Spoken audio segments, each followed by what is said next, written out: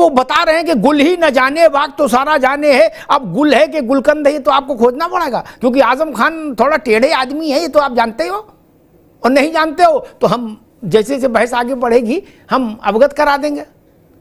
एक बार वो इतना वो हो गए थे अखिलेश यादव की चीफ मिनिस्टरशिप में कि मंत्री होते हुए वो नॉट रीचेबल हो गए थे। तब मुलायम सिंह जी को हस्तक्षेप करना पड़ा था, तब वापस आए थे।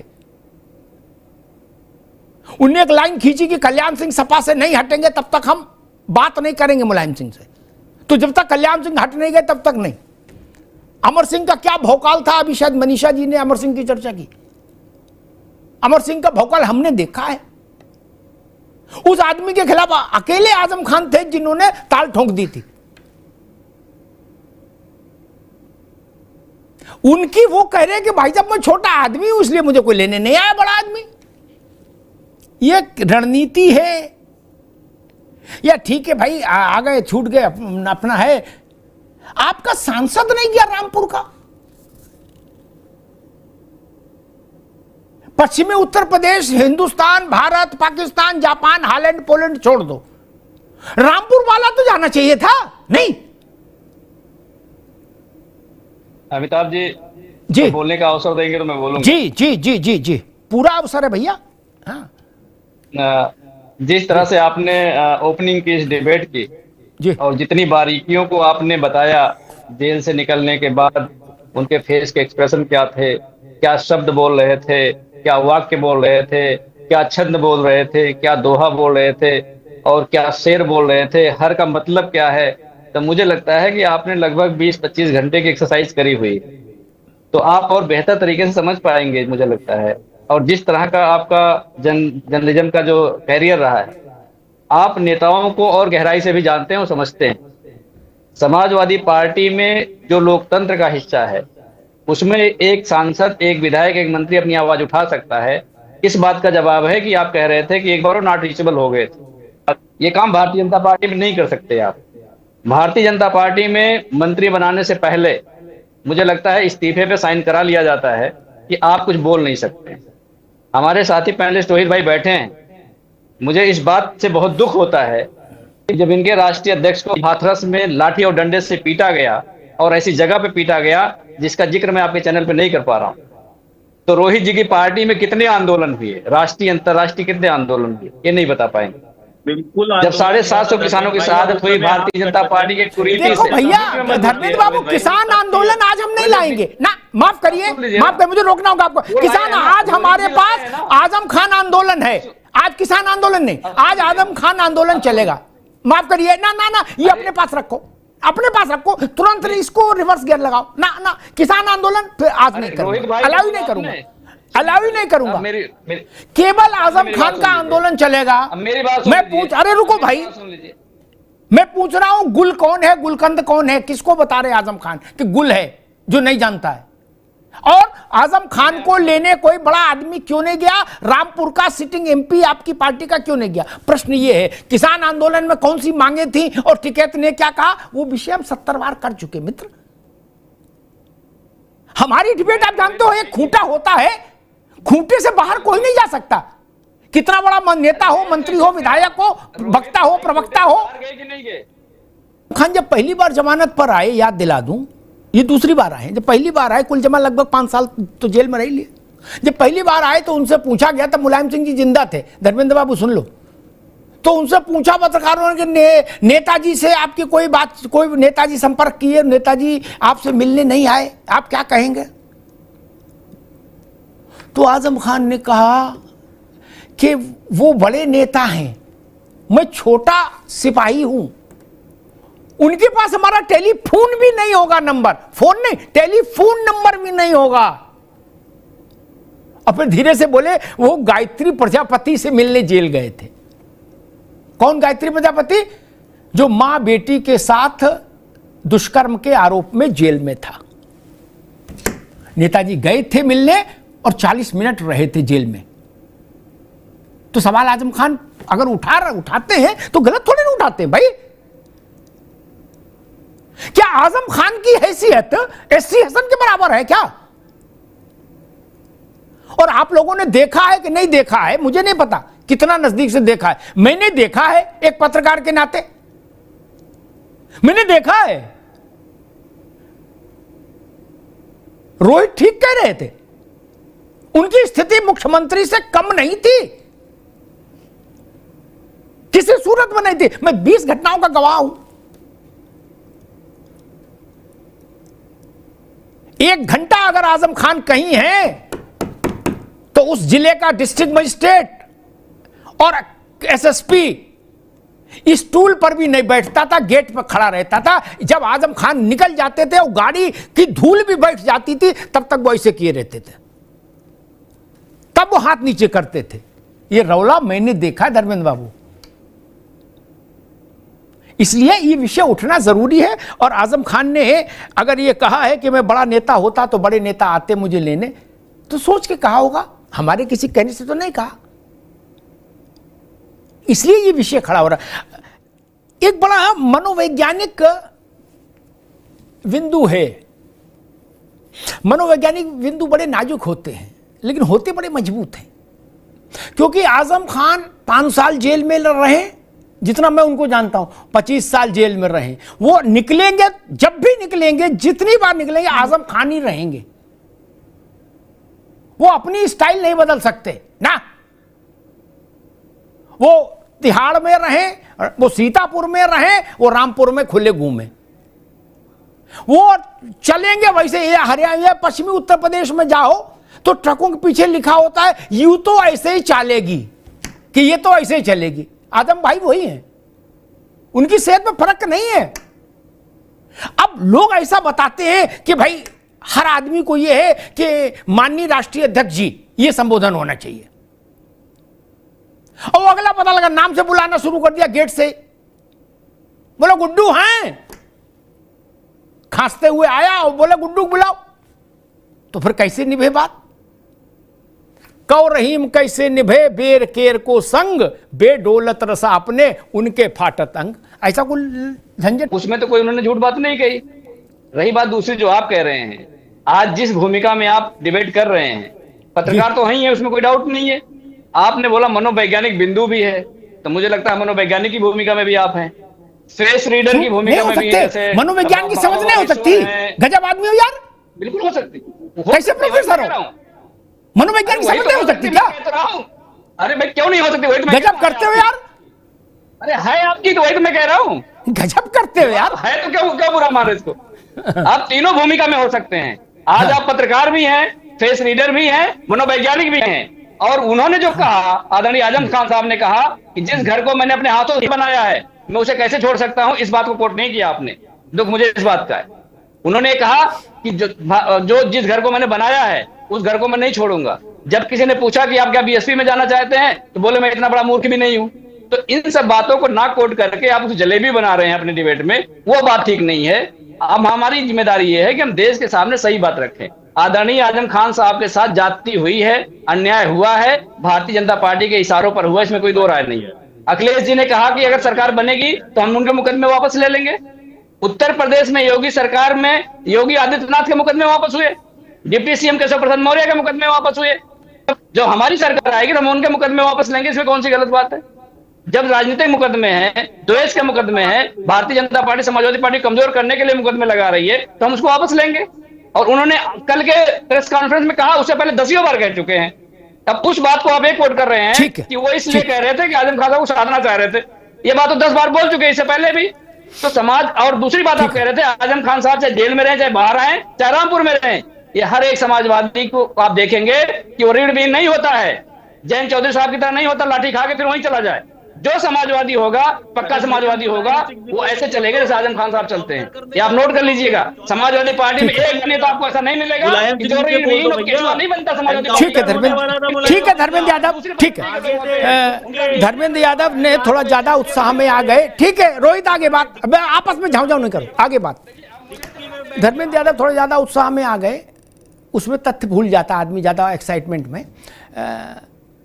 वो कह रहे थे आजम खान ऐसा करेंगे वैसा करेंगे। आजम खान समाजवादी पार्टी छोड़ भी चुके हैं क्या, और मुलायम सिंह से लेके और अमर सिंह तक को सबको खरी खोटी सुना के चौराहे पर माइक पर, है ना। नानी के आगे ननिहाल की बातें नहीं करनी चाहिए। तमाशे देख रहे हैं आजम खान को।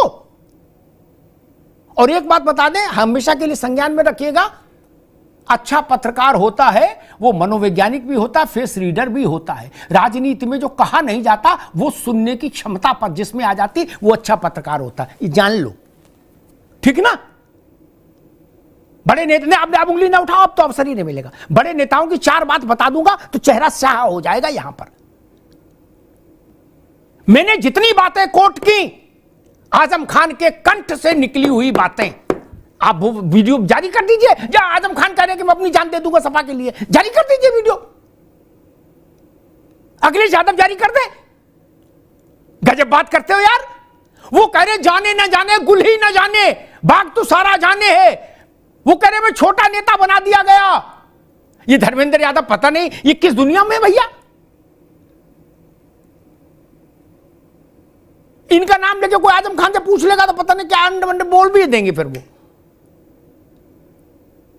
इसलिए प्रवक्ताओं को आजम खान को डील करते समय थोड़ा सतर्क रहना चाहिए।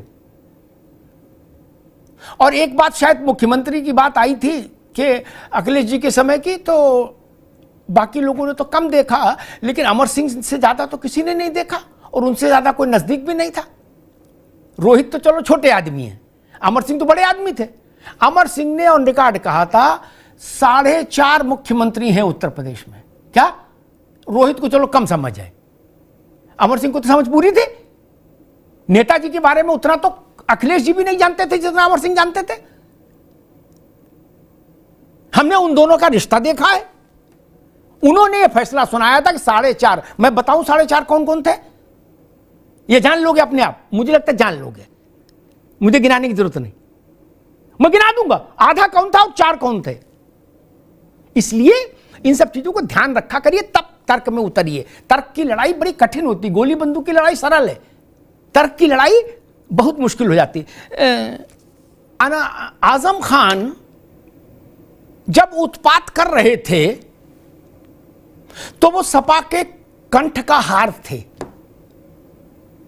तब वो समाजवादी पार्टी का कंठ हार थे, नवलखा।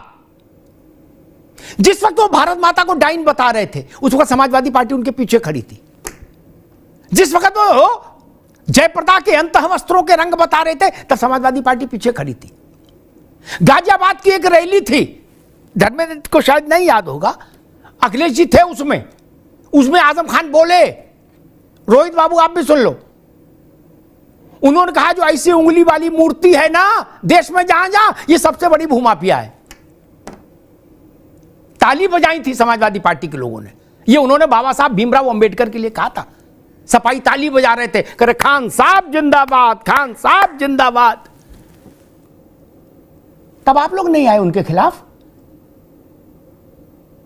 आज आजम खान दूरी बनाने लायक लग रहे हैं। जब दूरी बनानी चाहिए थी तो आ गले लग जा, हम बने तुम बने एक दूसरे के लिए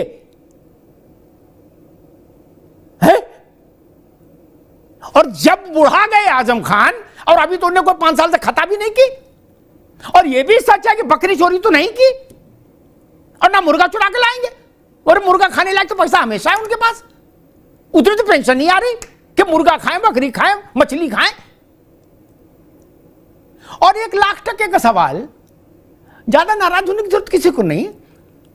जब पहली बार आजम खान छूट के आए थे तो मैंने ये सवाल कहा था, आज फिर ये रिलेवेंट है। मैं तो एक लिटमस टेस्ट करता हूं, किसी को उत्तेजित नहीं होना चाहिए। अगर ऐसे बकरी चोरी, मुर्गी चोरी, बतख चोरी, बियर बार से में धावा बोल के पति पत्नी ने 15,000 रुपया बियर वाले के छीन लिए दुकान पर जाके रामपुर में, अगर ऐसे मुकदमे इटावा में लगाए दिए होते लोगों ने यादव परिवार के किसी भी सदस्य के खिलाफ, तो क्या समाजवादी पार्टी इतना ही संत भाव से बैठती, कहती भाई क्या करें, अदालत का मसला अदालत देखेगी, हम लोग क्या कर सकते हैं। नहीं, खून का बदला खून से हाहाकार मचा देंगे, पूरा प्रदेश चल जाम हो जाएगा। और जाने कितने लोग, धर्मेंद्र जी भी उतर जाते मैदान में फेंटा कस के, कहते लाओ लाठी, और उसकी फोटो डालते फेसबुक पे, भैया तुम संघर्ष करो हम तुम्हारे साथ हैं। कुर्बानी दे देंगे, क्या जेल का घेराव हो जाता, बवाल हो जाता। ज्यादा नहीं तो 10-20-50 हजार आदमी तो जेल जाता ही, क्योंकि सबको दिखाना भी था ना कि अगली टिकट की दावेदारी तभी होगी। बोले हमारे ऊपर मुकदमा हो, तुम जेल गए, बोले नहीं, बोले भगाओ इसको। राजनीति में तो चलता है। आजम खान वही तो ढूंढ रहे कि चचा हमने हमारे लिए ऐसा क्यों नहीं किए।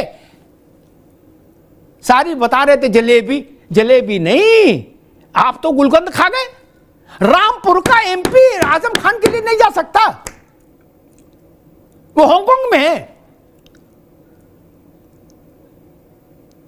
आजम खान की स्थिति वो थी जिसको देख के मुस्कुरा दें उसको विधायक बना दें, और जिसके कंधे पे हाथ रख दे उसको सांसद बना दे। आप लोगों ने नहीं देखा ना, आप लोगों ने गूगल से देखा आजम खान को। और आजम खान आग खड़े हुए। और सुन लीजिए, पता नहीं कितने लोगों को पता है, जिस रात सैफई में 2012 के चुनाव परिणाम आने के बाद सैफई में परिवार की बैठक हुई, मुलायम सिंह ने कहा हम नहीं बनेंगे, हम चाहते हैं अखिलेश बने। सन्नाटा छा गया। परिवार के अलावा केवल एक व्यक्ति को मुलायम सिंह ने बुलवाया था, और वो खोज के बुलवाया गया, शिवपाल लेकर आए। That was one and only Azam Khan. Netaji ने कहा हम आजम खान को सुनना चाहते हैं, आजम साहब जो कहेंगे हम वहां चलेंगे। आज ऐसा व्यवहार किया जा रहा है जिससे वो लोहिया वाहिनी में मोहल्ला सुधार समिति के मेंबर हो आजम खान। छोटे छोटे वक्ता आजम खान को टिलटिला रहे हैं। ठीक कह रही थी अपर्णा, आजम खान की लाख बुराइयां बीजेपी के लिए हो सकती हैं, आरएलडी के लिए हो सकती हैं। अरे आपके तो ताऊ थे, आप तो सिर झुकाओ, आपके तो ताऊ हैं। और एक दृश्य याद दिला के बात समाप्त कर दूंगा। अखिलेश जी की सरकार में नेताजी का जन्मदिन आया। सरकार चाहती थी, मेरी बात गौर से सुनिएगा, सरकार चाहती थी कि लखनऊ में मने नेताजी का जन्मदिन। आजम खान ने नेताजी से कहा कि हम चाहते हैं रामपुर में मनाएं। मुलायम सिंह जी ने कहा जो आजम कह रहे वही ठीक, आजम भाई जो कह रहे। लंदन से बग्घी मंगाई गई, ये खबर सबके पास है, इसमें कोई नई बात नहीं। बहुत बड़ा ग्रांड गाला हुआ, इसमें कोई बड़ी बात नहीं। बड़ी बात मैं बताता हूं, मनीषा जी आप भी सुन लो गौर से, आगे काम आएगा। एक तरफ बग्घी के मुलायम सिंह और आजम खान बैठे, और दूसरी तरफ मुख्यमंत्री और 3-4 लोग सट के बैठे उसी बेंच उस पर। क्या मुलायम सिंह के साथ केवल बग्घी पर एक साइड में एक व्यक्ति बैठा, दूसरा नहीं, मुख्यमंत्री भी नहीं उत्तर प्रदेश का। That was one and only Azam Khan. बताया जा रहा है कि जी ऐसा है और वैसा है, ये नहीं बोला और वो नहीं बोला, उनने कहा हम तो सपा के लिए जान दे देंगे, कुर्बानी दे देंगे। आजम खान कभी कुर्बानी गैंग के मेंबर नहीं रहे। कुर्बानी गैंग भी है एक, लेकिन आजम उसमें मेंबर नहीं रहे। आजम की पत्नी तंजीम फातिमा से पूछा गया था, समाजवादी पार्टी का नाम लेके पूछा गया था, मालूम उन्होंने क्या कहा था? उन्होंने कहा था हमको किसी से भरोसे, किसी से उम्मीद नहीं, हमको अल्लाह से उम्मीद है केवल। ये श्रीमती आजम खान ने बोला था। मैं आखिरी बात पर फिर जोर दूंगा, आजम खान अपने विरोधियों के लिए खराब हो सकते हैं, लेकिन समाजवादी पार्टी के परिवार के बड़े बूढ़े हैं आजम खान, और मुलायम सिंह के समकक्ष उनका रुतबा रहा है, उनका रुबाब रहा है परिवार में। हमने उनको देखा है गाल पर ऐसे थपथपाते हुए, अब किसके नाम नहीं लूंगा, ऐसे करते हुए जैसे बच्चे का किया जाता है। अब उनको बच्चे ज्ञान दे रहे हैं, इसीलिए वो कह रहे हैं जाने न जाने गुल ही न जाने, बाग तो सारा जाने है।